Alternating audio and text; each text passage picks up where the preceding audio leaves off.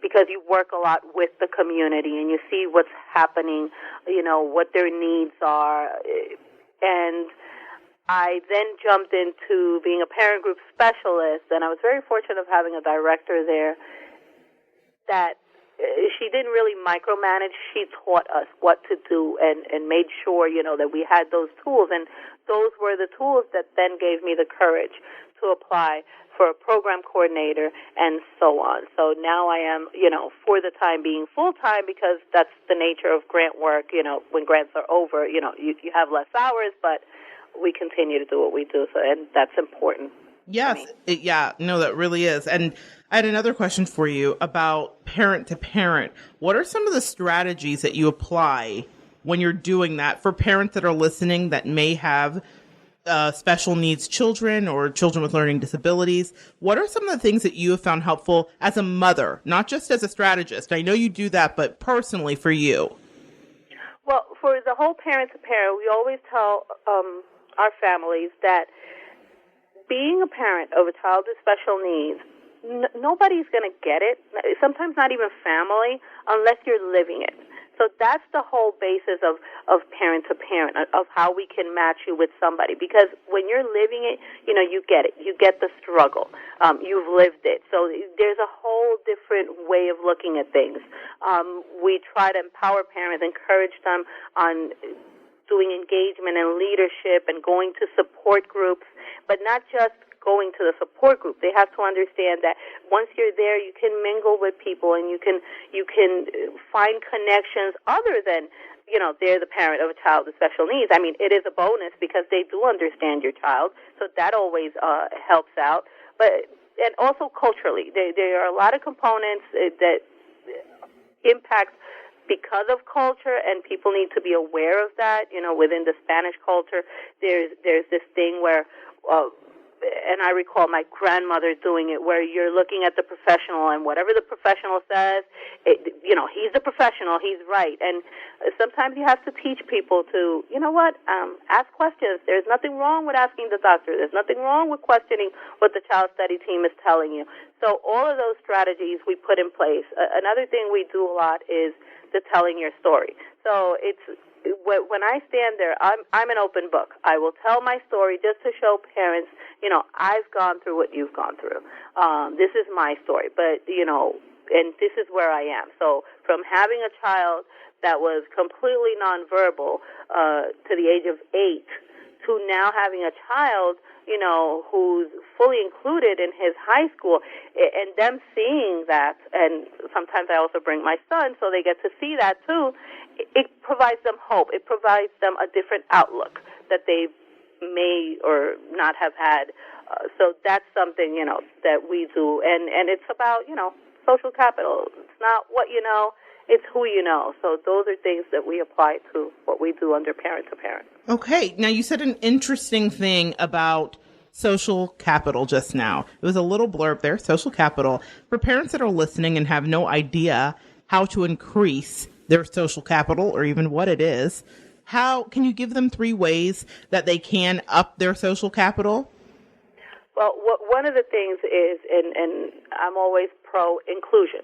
Sometimes as a parent with special needs, you're worried about inclusion because there is this whole array of things that you have in the back of your mind thinking, okay, if I include my child, will he be bullied? If I include my child, will the teacher understand? Will he lose academically? But inclusion is a big thing. I mean, and inclusion is not just about being included in school. It's about being included in all aspects of life. That includes whether if it's your church, your community, your family. We need to have our kids out there so people understand and fully include them. That to me is very important because our kids deserve full membership in our society. Another thing is getting involved. And I know it's very hard for parents when you're, dealing with diagnosis and appointments and child study teams and IEPs and 504s. I mean, it can become very daunting, but if we make that time to get involved, it is crucial because you know what's out there. You start knowing who the players are, and it gives you a leg up on what you're doing. And if you don't have time, one of the things, as times have changed, And sometimes I say it, and parents have different reactions and mixed feelings. But you know what? Facebook and social media is a way of connecting nowadays that we cannot ignore. There are many groups that serve different purposes. Some groups are public, some groups are private, and it is an outlet for the parent who can't really leave home or doesn't have the time. You can go to one of these Facebook groups and ask a simple question as, whose neurologist is good at this, or in my area, please name a neurologist that has been great with you, and you will get immediate feedback. Which is important for parents. Also, sometimes, in private groups, I've seen parents, write, I had this situation in a store, this happened to me, and then you get a lot of encouragement, So that has become something that we have to acknowledge that can help us raise that social capital and make those connections. Okay, guys, Brenda has just given you 3 fantastic tips to increase your social capital: inclusion, getting involved, and then connecting via Facebook or any social media site. So even, like she said, if you can't get out because you're consumed with the appointments and the specialists and everything else, we all have access, most of us anyway, to social media, a social media platform of some kind. So there is a way to connect, and you would be amazed at how being connected shifts your perspective and gives you hope and the ability to have endurance to go another day. So thank you so much for that, Brenda. I thought that was a really important point. And you know what? Let me add, recently I was in Arizona for a genetics convention, and I had a mission when I went there. There is a mother I know who has has 2 children with a very rare genetic disorder, and she was told they were 2 out of 11 in the world.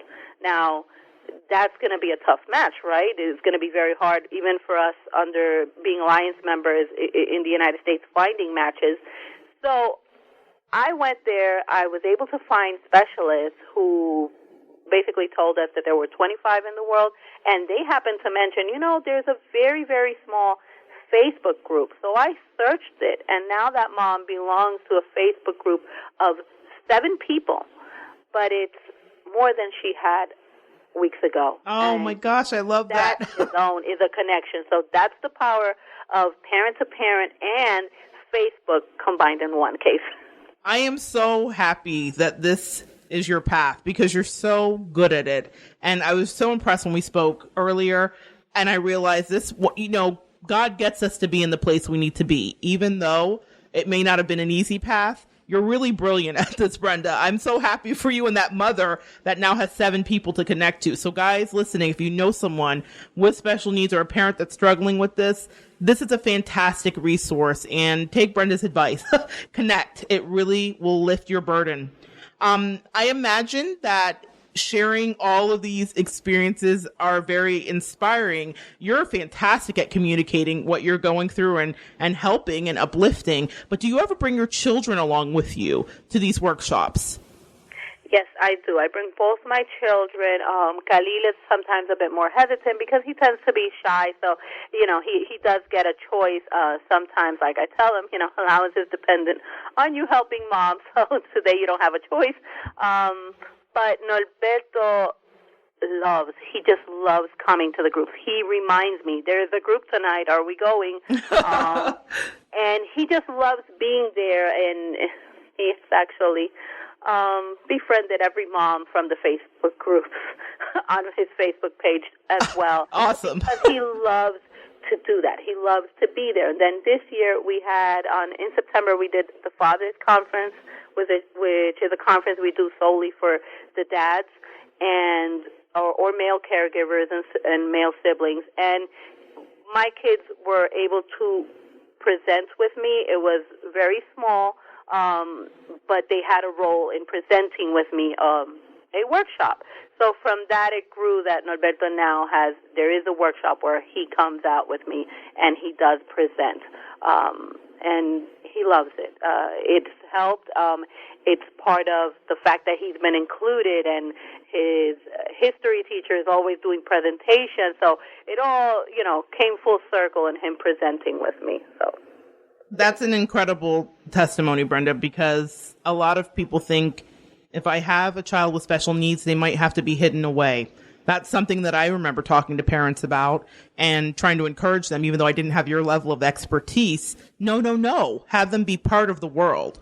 So I think I love that you're turning your experience into a teaching moment for society, where you know that your children can be teachers as well. And it doesn't matter what they're dealing with. They can absolutely be part of our society. You also mentioned, too, working in the obesity prevention for children. And I found that interesting because I have worked as a live-in residential assistant for special needs adults with Down syndrome and various things like that. And I would dispense meds and assist them with meals. But I didn't ever realize that there are programs available for children in that regard. I know that we focused on the adults and their weight was always a concern, but I didn't understand that you guys really focused on children too. Can you tell us a little bit about that? Yes, it is a new initiative that we were funded around December, and we're working on. We're going to provide parents with a curriculum, 6 classes, which New Jersey SNAP Ed program is going to be helping us out with. But the basis of it is to address and prevent obesity in children with special needs, because sometimes that becomes an issue, whether if it's because we have picky eaters due to sensory processing disorders, medication can influence weight. Sometimes we have children who just like to watch TV and do video games, and that lack of movement, creates the overweight. So we're trying to encourage parents to use different strategies, and they'll come out, they'll do the training, and then we will support them through their journey, working with their goals for their families, and we will connect them with resources in the community to get their children moving. It's not necessarily about sports, it's about let's get moving. And that's something we're going to be starting actually in May, because we have confirmed dates. So in May, we're going to be starting. Okay. All right. And I had mentioned just a moment ago of working with some parents that were worried about integrating their children with society. Have you ever come across that? Parents that are maybe embarrassed? I know that's a hard thing to say or hear, but worried about how they might be received. Is that something that you have any familiarity with?